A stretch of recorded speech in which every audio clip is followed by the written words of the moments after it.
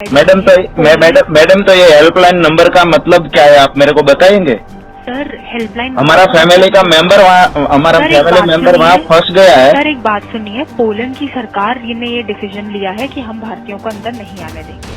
दूसरी बात सर, भारत सरकार ने जनवरी के एंड में एडवाइजरी निकाली थी कि लोग आ जाए वापस, स्टूडेंट स्पेशली। मतलब आप साफ साफ बोल दीजिए ना कि इंडियन एम्बेसी और इंडियन गवर्नमेंट को हेल्प करने के लिए तैयार नहीं है। साफ साफ क्यों नहीं बताते हो?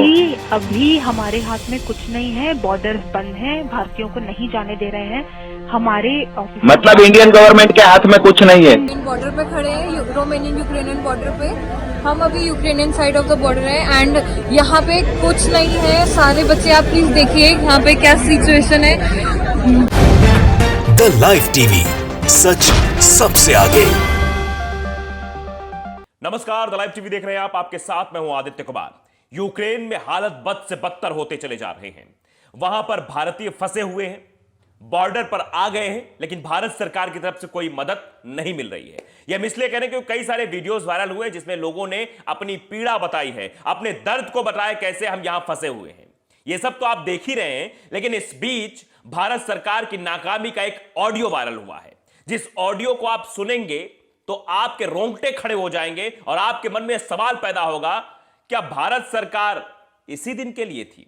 क्या मोदी जी के बड़े बड़े दावे इसी दिन के लिए थे कि जब विदेश मंत्रालय में फोन किया जाएगा हेल्पलाइन नंबर पर तो वहां से जवाब आएगा कि हमारी कोई जिम्मेदारी नहीं है? हम इतना ही बता सकते हैं बस। हम आपको वो ऑडियो क्लिप सुनाते हैं जिस ऑडियो क्लिप में मोदी जी के गृह राज्य का एक आदमी विदेश मंत्रालय के हेल्पलाइन पर फोन करता है और सीधे तौर पर कहता है कि हमें मदद चाहिए, हमारा परिवार यूक्रेन में फंसा हुआ है, हम बहुत चिंतित हैं, क्या कुछ हो रहा बताइए, मेरा बेटा वहां पोलैंड आ गया है, यानी बॉर्डर पर आ गया है, कुछ मदद नहीं मिल रही है। तो जवाब में क्या मिला, इसे आप जरा सुनिए। पूरा ऑडियो क्लिप आप सुनेंगे तो आप भी गुस्सा हो जाएंगे और उसके बाद हम चर्चा भी करेंगे, लेकिन पहले आप वो ऑडियो क्लिप सुनिए। सर विदेश मंत्रालय जी सर। जी, मैं गुजरात से बात कर रहा हूँ। सर आपका नाम क्या है? राजू भाई करपड़ा जी जी। हाँ जी, मेरा भतीजा अभी यूक्रेन पोलैंड बॉर्डर पर फंसा है। वहाँ पोलैंड में उसे एंट्री नहीं मिल रही है। जी सर, पोलैंड में एंट्री मिलने की थोड़ी दिक्कत हो रही है। टेम्पररी बॉर्डर बंद हो गया है, कब खुलेगा पता नहीं। बच्चे से कहिए प्लीज कोई सेफ जगह ढूंढ के वहाँ रहे थोड़े टाइम तक। मैडम वहाँ एम्बेसी ने ही बोला था उन्हें कि आप पोलैंड बॉर्डर पे चले जाइए। जिस टाइम एम्बेसी ने बोला था उस टाइम पे बॉर्डर खुला हुआ था, अभी बंद हो गया है। अभी तो 1200-1300 हमारे स्टूडेंट वहाँ रुके हैं। खाने पीने की कोई व्यवस्था वहाँ नहीं की गई है और पोलैंड वाले सभी और कंट्री वाले को यहाँ एंट्री मिल रही है पोलैंड में। जी ओनली इंडियन को ही नहीं मिल रही है। नहीं मिल रही है सर, कुछ डिप्लोमेटिक इशू है जिसकी वजह से बंद हो गया है सर। मैं इससे ज्यादा आपको नहीं बता पाऊंगी। कितना टाइम लगेगा मैडम? कुछ आइडिया नहीं है सर, बिल्कुल आइडिया मैडम तो ये हेल्पलाइन नंबर का मतलब क्या है, आप मेरे को बताएंगे? सर हेल्पलाइन, हमारा फैमिली का मेंबर वहाँ, हमारा फैमिली मेंबर वहाँ फंस गया है। सर एक बात सुनिए, पोलैंड की सरकार ने ये डिसीजन लिया है कि हम भारतीयों को अंदर नहीं आने देंगे। दूसरी बात सर, भारत सरकार ने जनवरी के एंड में एडवाइजरी निकाली थी कि लोग आ जाए वापस, स्टूडेंट स्पेशली। ये बात क्या हुई मैडम? पहले तो जो भी बोला था, अभी तो ये हेल्पलाइन नंबर इसीलिए चालू किया है कि जो भी स्टूडेंट रुके फंसे स्टूडेंट, इसीलिए हेल्पलाइन नंबर स्टार्ट किया है ना। जनवरी में हमने बता दिया था, ये कहने के लिए हेल्पलाइन नंबर स्टार्ट किया है आपने। सर जनवरी में बता दिया था, जो आप कह रहे हैं आपके घर का बच्चा फंसा हुआ है, मैं उसी पे आपको बताई हूँ, जनवरी में ही बता दिया था कि मतलब आप साफ साफ बोल दीजिए ना कि इंडियन एम्बेसी और इंडियन गवर्नमेंट को हेल्प करने के लिए तैयार नहीं है। साफ साफ क्यों नहीं बताते हो? अभी हमारे हाथ में कुछ नहीं है, बॉर्डर्स बंद हैं, भारतीयों को नहीं जाने दे रहे हैं हमारे ऑफिस। मतलब इंडियन गवर्नमेंट के हाथ में कुछ नहीं है? इंडियन गवर्नमेंट के हाथ में कुछ नहीं है, सारी बाहर की गवर्नमेंट। तो देखा आपने कैसे जिम्मेदारियों से पल्ला झाड़ा जा रहा है। बड़े बड़े दावे किए जाते हैं, राम को लाए हैं, हम उनको लाएंगे, इस तरह की बातें हो जाती हैं, लेकिन यूक्रेन से बच्चे वापस नहीं आ पा रहे हैं। और जब इस बारे में कोई घर का, भारत देश का आदमी और मोदी जी के गृह राज्य का, सबसे बड़ी बात है गुजरात मॉडल आपको दिखाया गया होगा 2014 में, इसलिए हम यह बात कह रहे हैं कि मोदी जी के गृह राज्य का एक आदमी गुहार लगा रहा है कि हमारा भतीजा वहां फंसा हुआ है, हमारा परिवार वहां फंसा हुआ है, यहां हम चिंतित है, क्या हो रहा है कुछ तो बताओ। तो उधर से कहा जा रहा है कि अभी कांटेक्ट नहीं हो पा रहा है, कुछ दिन कहिए वहीं रहे। खाने तक की व्यवस्था नहीं है साहब, खाने तक की। आप बताइए कितनी परेशानी झेल रहे हैं वो छात्र जो यूक्रेन में फंसे हुए हैं, और भारत सरकार जिम्मेदारियों से पल्ला झाड़ रही है। साथ सीधे तौर पर विदेश मंत्रालय की नाकामी निकलकर सामने आई है।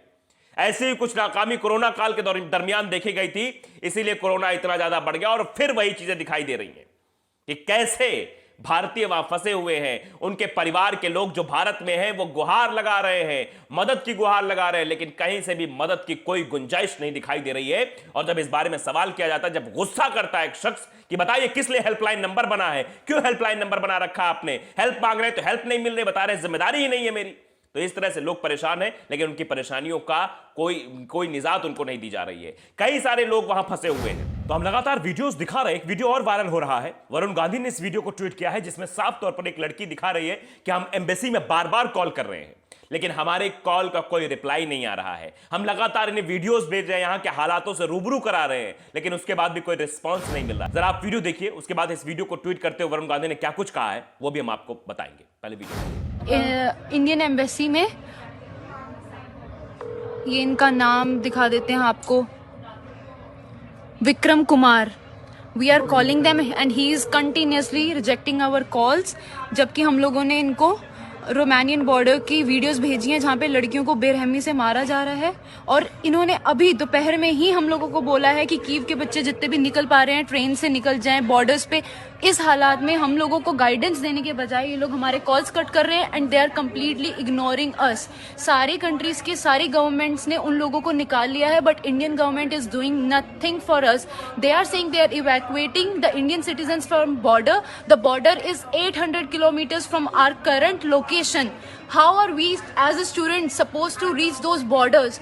आप जितने भी पेरेंट्स हैं, जितने भी लोग हैं इंडिया के, हम लोगों को सुन रहे हैं, हम लोगों को देख रहे हैं, आप प्लीज इंडिया मीडिया की न्यूज खबरों को मत बिलीव कीजिए कि वो लोग हमें यहाँ पे मदद दे रहे हैं। इंडियन गवर्नमेंट हमारी कोई मदद नहीं कर रही है। आप लोग प्रोटेस्ट करना चालू करिए, इंडिया पे प्रेशर डालिए गवर्नमेंट पे, तभी हम 20 से 30 हजार बच्चे जितने भी यहाँ पे स्टक हैं, Indian medicine students, foreign medicine students, वो निकल पाएंगे। थैंक यू, जय हिंद, जय। तो वीडियो देखा आपने। इस वीडियो को ट्वीट करते हुए वरुण गांधी लिखते हैं, तो वरुण गांधी का ट्वीट आपको बताते हैं, वीडियो आपने देख लिया।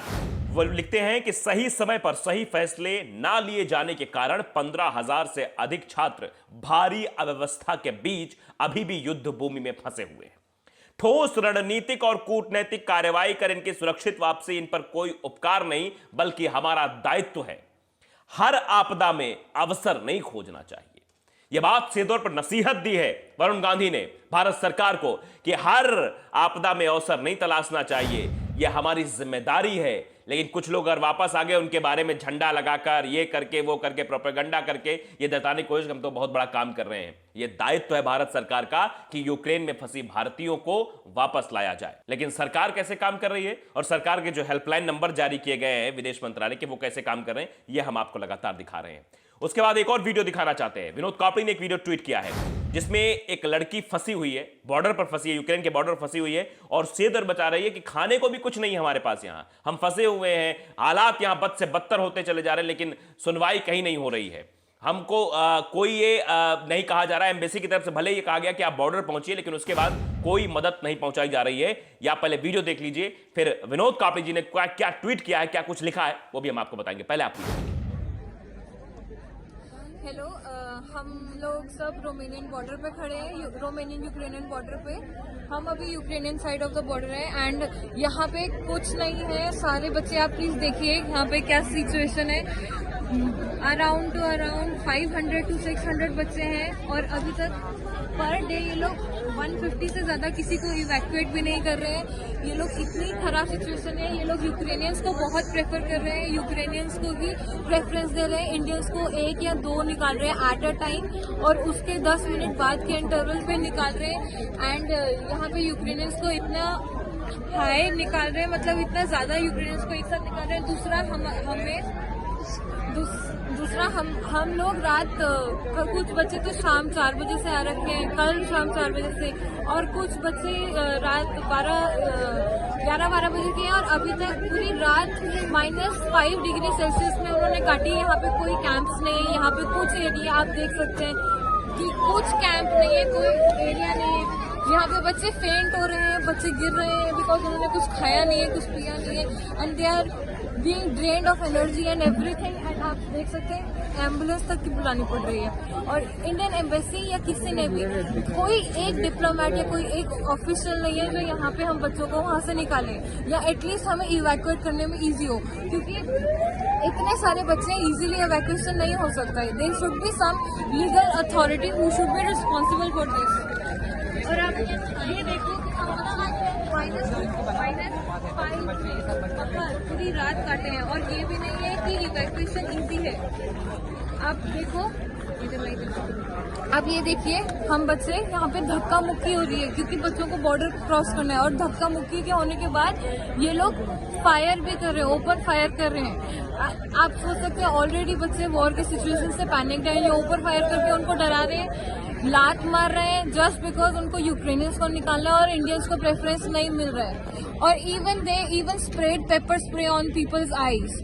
The situation is very critical, no official is taking any action, there is no diplomat और no legal authority. Please. Vinod Kapri ने लिखा कि मोदी के पीआर और प्रचार में लिप्त कैबिनेट मंत्री के 2 लाउड स्पीकर मंत्रियों पीयूष गोयल और सिंधिया जी को यूक्रेन सीमा पर 5 डिग्री में गोलियों के बीच फंसी इस भूखी प्यासी बच्ची को सुनना चाहिए और अपने मालिक को बता देना चाहिए कि हमसे झूठ प्रचार बंद करवाओ। सीधे तौर पर यह लिखा है। यह एक वीडियो ट्वीट किया है हालात वहां के बताने के लिए दिवांशु राय हैं। लिखते हैं कि रोमानिया बॉर्डर पर फंसे हजारों भारतीय छात्र भारी बर्फबारी के बीच भी रात में सड़क पर रात गुजारने को मजबूर हैं, विवश हैं।